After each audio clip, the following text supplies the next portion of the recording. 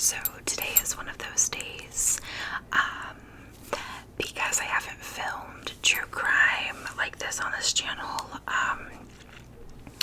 with the camera. I am gonna be like looking back and forth, and reading off of the notes that I did for this case. So today we are going to discuss a case that is literally mind-boggling to me, especially as somebody that works in healthcare. This video was originally going to be about a 17-year-old young man that completely crossed the line morally, ethically, and legally as well when he posed as a physician's assistant at a hospital in Corpus Christi, Texas. But when I was researching this case, I found another case, a very similar case that took place 10 years prior in Florida, and so it only made sense to do both cases together, because there were so many bizarre similarities. And in the Florida case, we were also dealing with a 17-year-old young man. In one of the cases, the nurses from the Texas Intensive Care Unit department noted that something was off about this person that was supposed to be this new physician's assistant at the hospital. And after he spent almost 7 days in the hospital seeing patients and practicing medicine, they would speak up to HR and identify that something was really wrong. So before we talk about these two cases today, let's just get our quick housekeeping out of the way. So first, housekeeping, go ahead and check out the pinned comments down below, or pinned comment. It's one pinned comment, and there you will find that I put a list of 3 cases that I am interested in covering. It really matters to me what you think and that you are invested in this channel as much as I am, so please take a look at the cases that I list for you and comment down below with a vote to let me know what sounds the best to you. Second, hidden gems. In a video, or in this video, I will go ahead and list what I call a hidden gem. During the video, when you hear me list the hidden gem, which is usually a fact about the case, go ahead and comment it down below in the comment section. I am still trying to piece together how I want to use those hidden gems as a way to give back to you guys for being such a great part of the community. So I'm still tweaking that, but please, in the meantime, comment the hidden gem when you hear it. And then third and final housekeeping request: if you have not already subscribed to the channel, please do so or consider doing so. I also have a non-true crime related ASMR channel called Opal Soul, and I will link that in the description box as well if you are interested in hearing content from me that is not true crime related, more rambles, work drama, things like that. So without further ado, let's jump into our case today.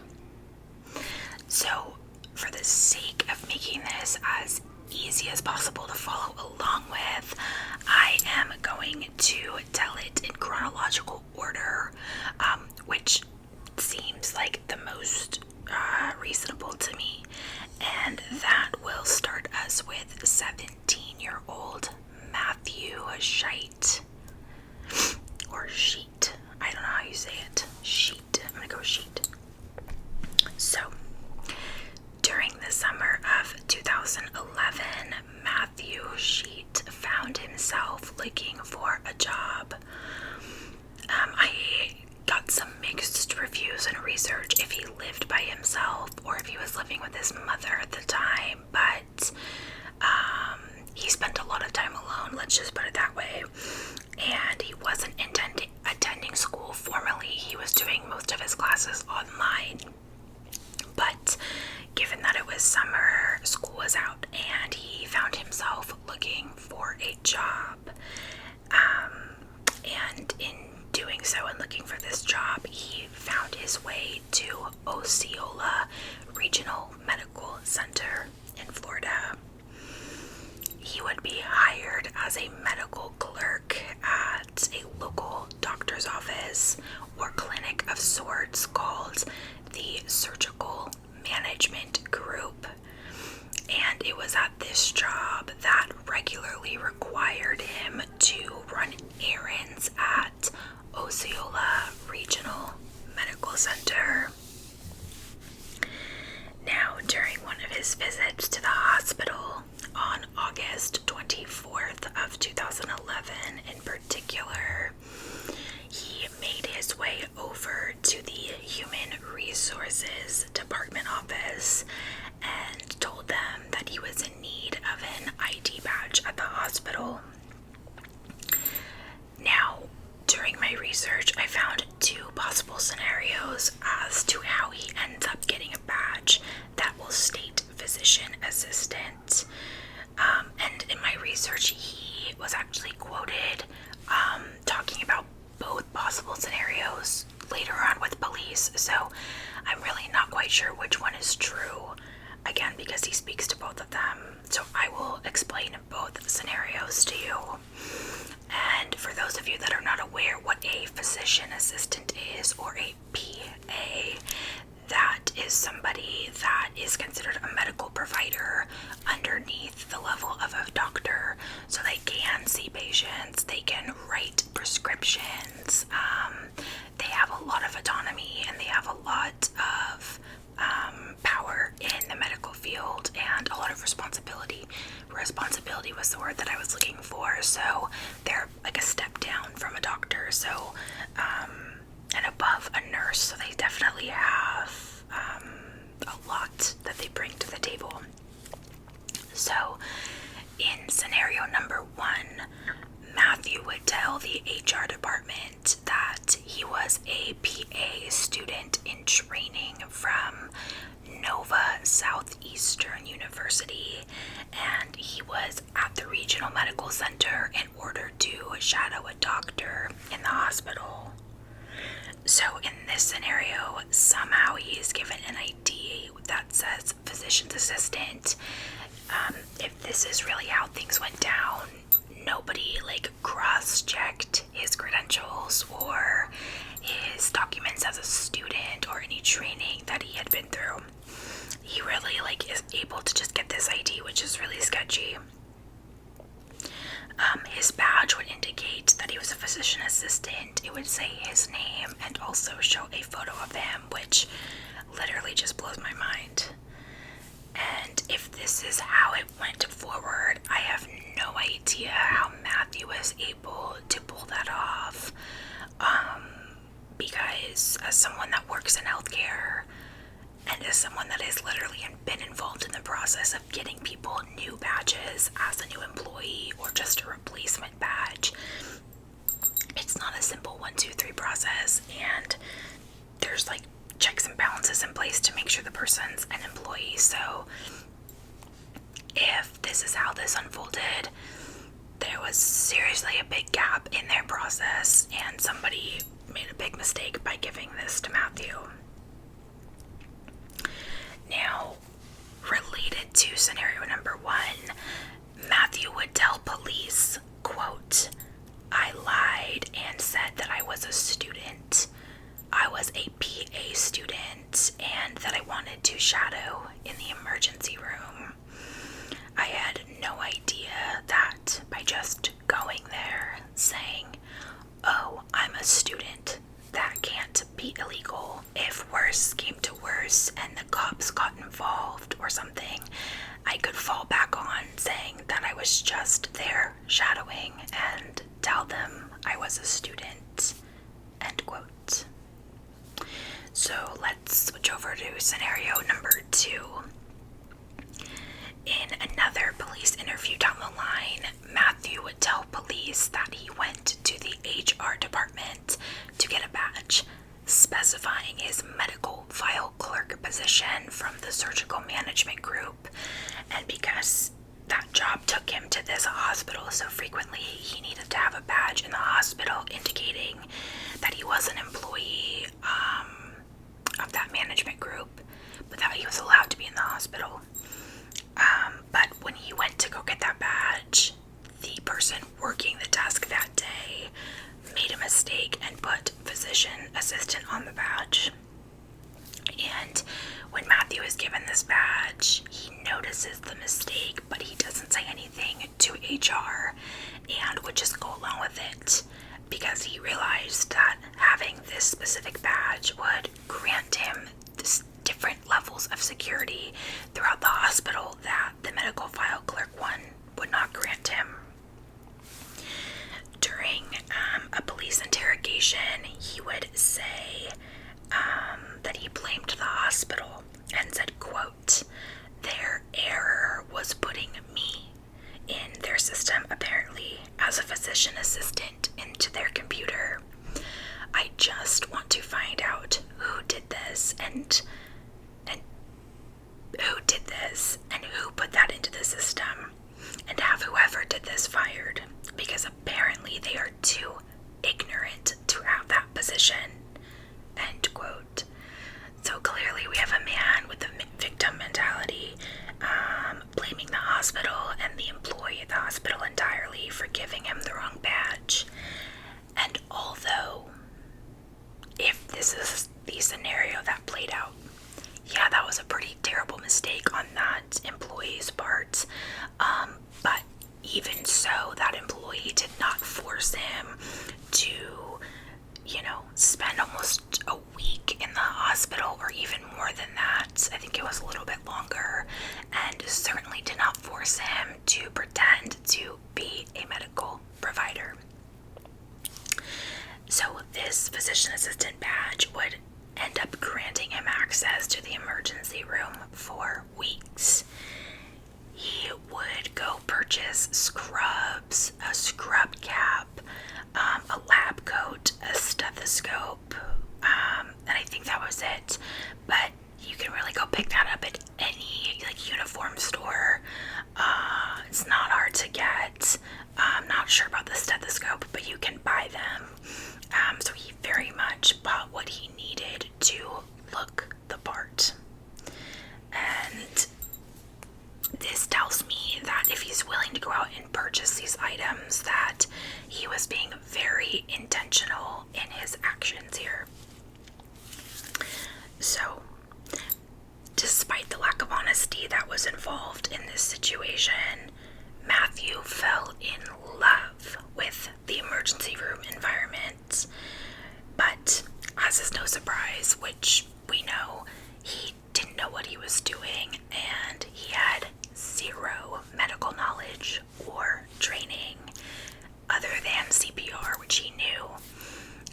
He would literally rely on apps on his phone and searching the internet to give him information about certain conditions, which is just crazy to me that he managed to get by for a week. Now, one of the days that he found himself impersonating a physician's assistant, he was in the emergency room, and I think it was the second day that he was doing this. There was a female patient that was there due to an overdose, and she ends up needing immediate medical attention. The nurses that were assigned to her care ended up calling a code blue, which is generally used to indicate a patient requiring resuscitation or otherwise in need of immediate medical attention, and that is usually from respiratory failure or cardiac arrest. So it tells you that this was pretty serious. And so when this happened, the nurses ran out of the patient's room into the hallway, and Matthew happened to be there. When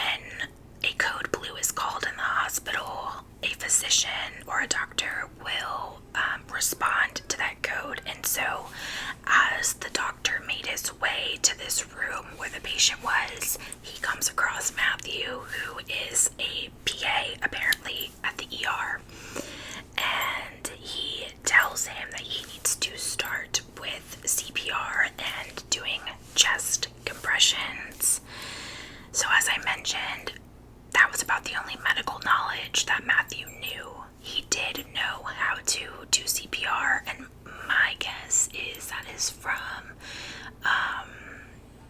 the actual job he did have as working in that clinic, because it's pretty common, even if you don't have like direct patient care, that healthcare systems will require you to know CPR. So, but that's just a guess for him. So anyways, he goes into this patient's room as she is coding and administers CPR, and he is actually successful with it and is able to resuscitate this woman after 20 minutes. Now, this patient would actually end up dying the next day, but there was no indication that Matthew's CPR or anything about Matthew contributed to her passing. In a later police interview, he said the following about that specific CPR incident. Quote, "I started doing CPR for a minute, 2 minutes, while the physician went to get medications and came back in. That was it. I swear to God, I didn't do nothing. I would not have done.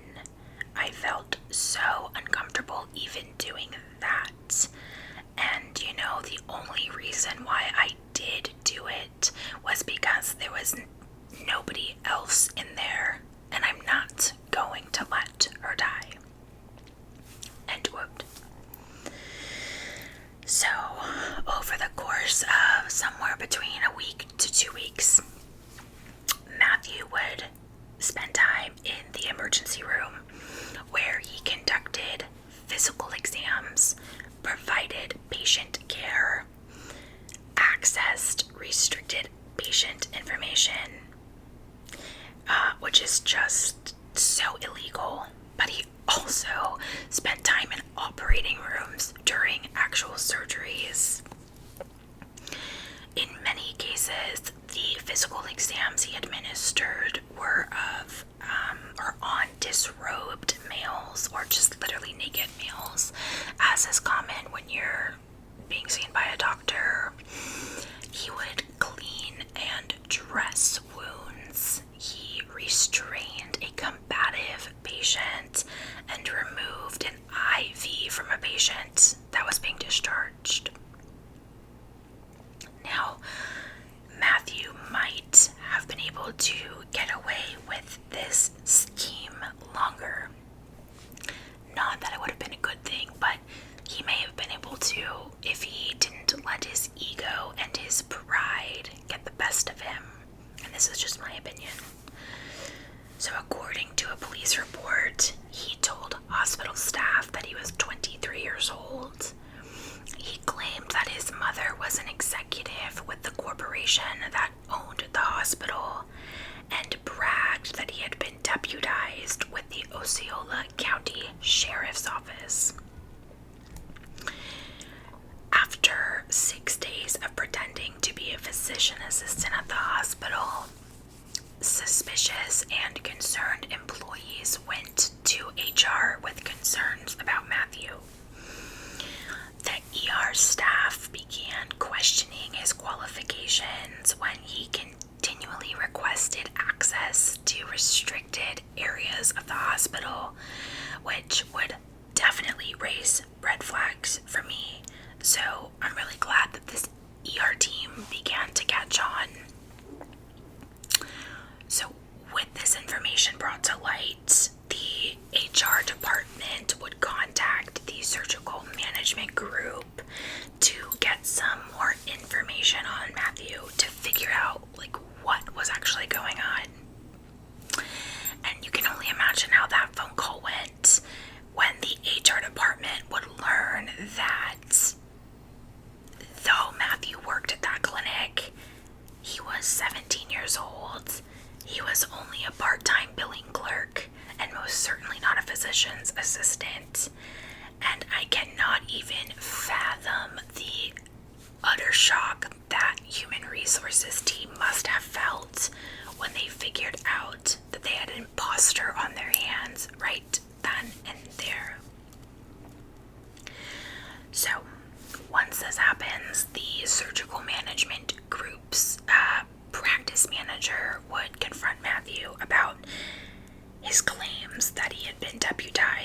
sheriff's department because they weren't aware of this, and Matthew would claim that his status was top secret, and the department would not verify his employment because of his undercover top secret status, according to police reports. So it appears that Matthew was very good at stretching the truth.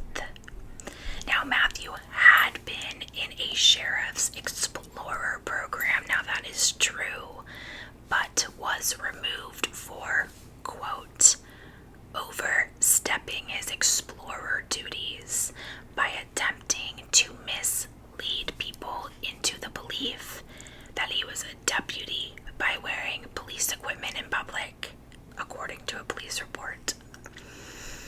The Osceola County Sheriff Explorer Association trains and teaches kids the basics of police work and would allow them to ride along with deputies, which sounds like a great program. But clearly, young Matthew at the time took things way too far. And so this very much feels like a pattern for our imposter. Now, as you can imagine, Matthew was immediately fired from his job at the surgical management group. When an officer from the police department showed up at Matthew's front door to retrieve an ID card, or retrieve that specific ID card that said physician assistant, because he had not turned it in when he was fired from the hospital, Matthew would cry and said that he had simply been shadowing as a records clerk, which he is allowed to do, and that he was not acting as a PA.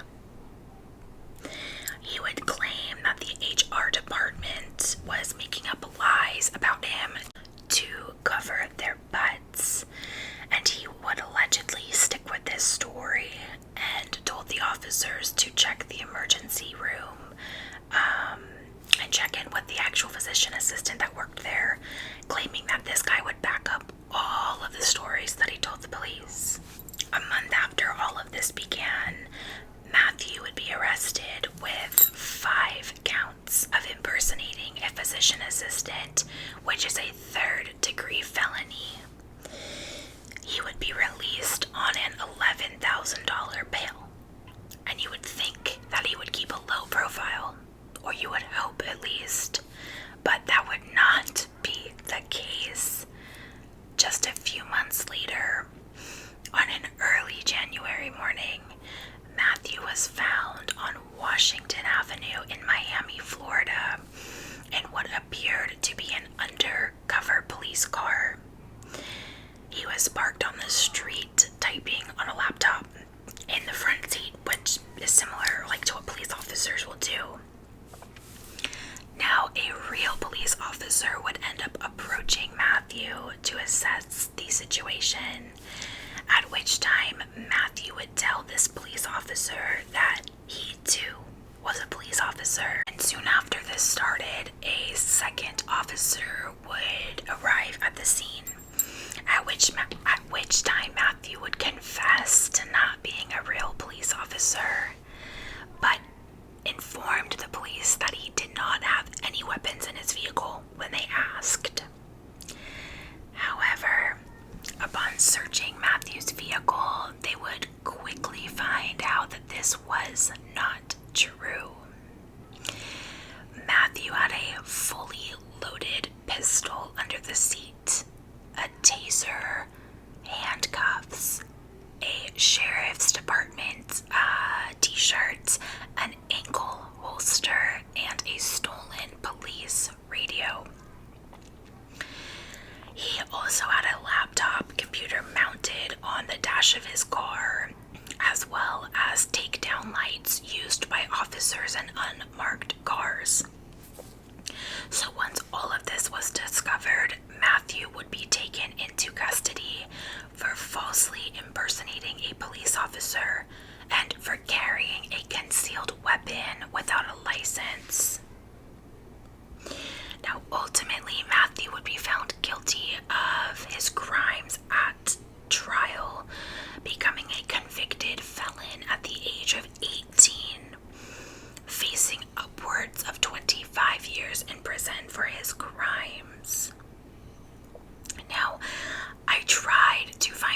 information about Matthew's childhood, and unfortunately I did not come across a ton of information.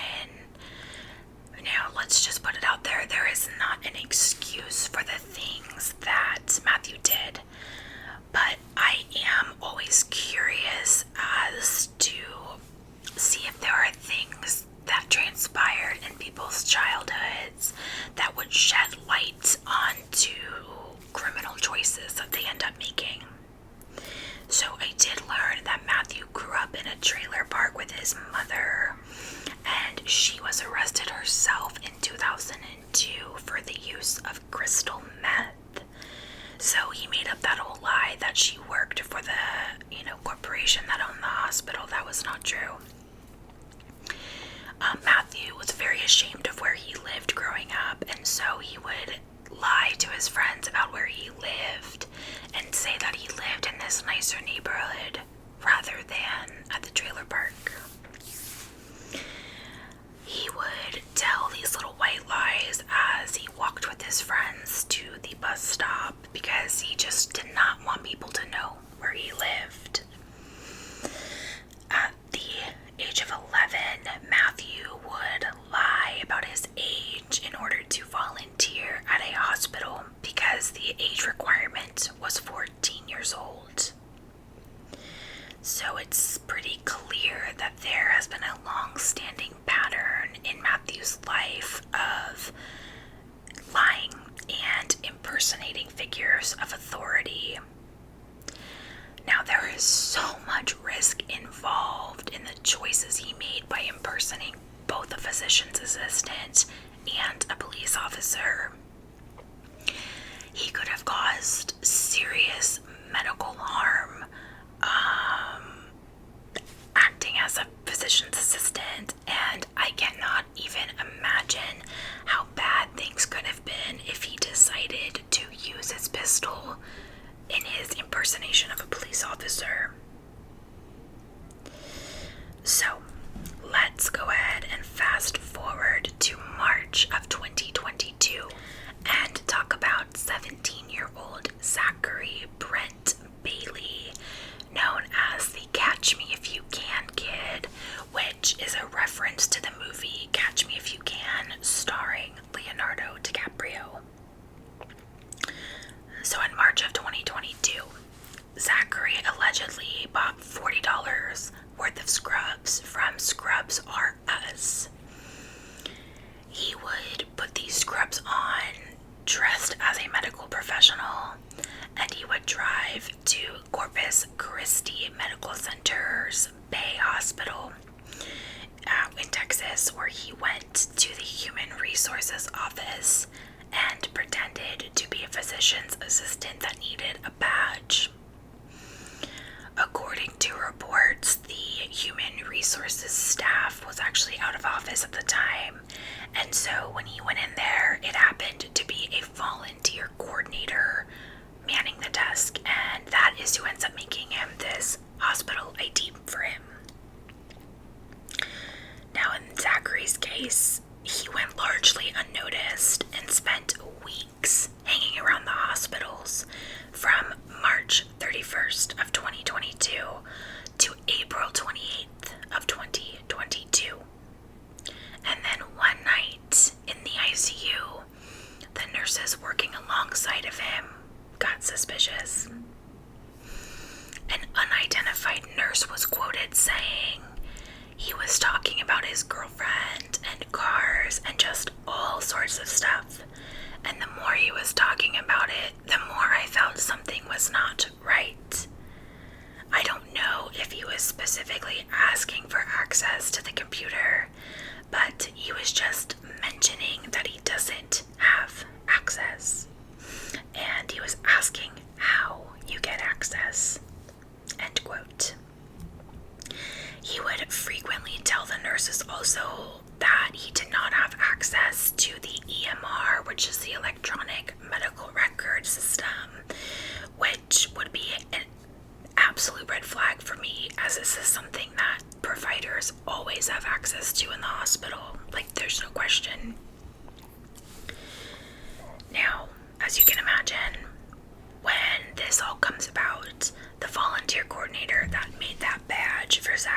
was fired from her position.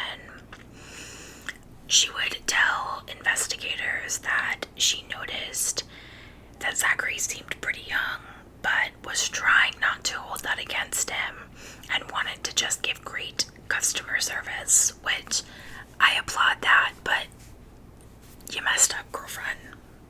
You messed up. Now, Zachary was able to gain access to Doctors Regional Hospital as well, so there were 2 hospitals involved because he claimed that he was a traveling physician's assistant. Investigators would learn that he also tried getting an ID badge at a 3rd hospital, which was Driscoll Children's Hospital, but was denied. It was there that an HR recruiter reportedly told him that he was not on any of the employee lists. So this person did their job and had those checks and balances in place and was like, no, buddy, I'm not giving you the badge. Like, this should have happened all the other times with both guys, but what do I know? So after he's told by the HR that he's not shown as an employee, Zachary would leave and said he was leaving to call his recruiter and claimed that he mistakenly went to the wrong facility. So it seems like he was able to play off what could have almost got him caught that time. So, as I mentioned, these nurses get suspicious of Zachary and they decide to do some digging on social media. They find Zachary's account and realize that he is not who he claims to be. They immediately would report this to the hospital, which resulted in Zachary being escorted out, his badge being disabled immediately, and the police getting involved. So, what happens next is what has prompted the trending TikTok hashtag, which is Catch Me If You Can, on social media. Police officers had Zachary's address on file from like an earlier traffic stop or something like that transpired earlier in April. With a warrant, they were able to search his apartment and found a hospital badge, a bag of stolen hospital scrubs, a $52,000 BMW that he had purchased in an alleged bank fraud scheme. And at the time the search warrant was unfolding, Zachary was not there in his apartment. Instead, he was with his 15-year-old girlfriend. Days later, the police returned to the apartment and found that he had moved out and that he left owing $3,700 to the apartment complex. Soon after this transpired, he would be recognized by an off-duty police officer at the Sharpshooter gun range and would be detained without incident. So according to news reports, at the time of his arrest, he was driving an old Crown Victoria police interceptor with a spotlight and radio. He also had a homemade gun without a serial number, which is known as a ghost gun. Police would search the hotel that he was staying at and discovered what they believed to be evidence for an upcoming scheme, which was to impersonate a law enforcement officer.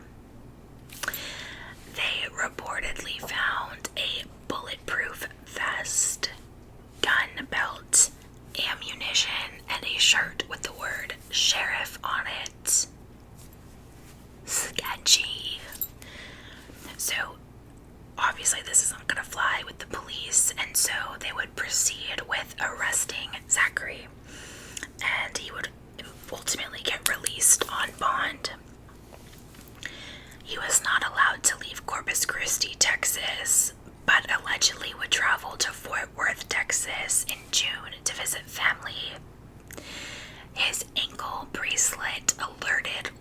enforcement, and he was arrested again for 192 violations of the GPS tracking system. Like, bro, no respect, no care for the dumb shit that he did. But okay. So, Zachary would then again be released on bond in October. He would waive his right to a jury trial and pled guilty in December to the third-degree felony charge. He was sentenced to deferred adjudication for 6 years, which basically means that the charge can be removed from your record in the future if he were to meet the terms of his sentence, which I think is incredibly lenient given that he screwed up with the ankle monitoring thing. Like, you're on house arrest, bro. Well, not house arrest, but you had to stay in Corpus Christi. Like, he messed that one up. There was all this evidence, like he was gonna pretend to be a officer. He has this ghost gun. Like, I think this guy got off pretty leniently. But anyways, the terms according to court documents include the following: earning a high school diploma or getting a GED, abiding by a curfew, and completing court-ordered classes, which again to me seems incredibly lenient given what they found in his possession. Also because he impersonated a medical provider, and it all just feels sketchy. So, in an April 2023 interview, which was literally like 2 months ago, with a nurse that went viral on TikTok. I can't even remember this girl's name. But anyways, she interviews him and made a video about him before the interview because she wanted to shed light on Zachary's fraudulent lifestyle. And she's the one that made that whole "catch me if you can" hashtag go viral. So anyways, she interviews him April 2023, and he would tell her that life was going well for him, that he had not been in trouble, and he stated that he had also started a couple of businesses and is now engaged to be married. I don't know if that is to the young girl he was dating before, because he would now be 18 and she would be 16-ish. So I don't know, it didn't say who he was engaged to, but apparently he's doing well and staying out of trouble and has 5 more years to go of this before the possibility of that falling off his record, can be discussed. So I am just baffled by the fact that there are such striking similarities in the cases between these two young men, literally a decade apart. I wonder if, like, Zachary had read about this case of the other guy from Florida, or like if that's where he got this idea from. I literally don't know. It's so bizarre to me. But that will conclude the case of our 2 physician assistant imposters. I wanted to do something a little bit different this time that didn't have to do with murder or assault or anything like that. I just wanted to switch it up a little bit. So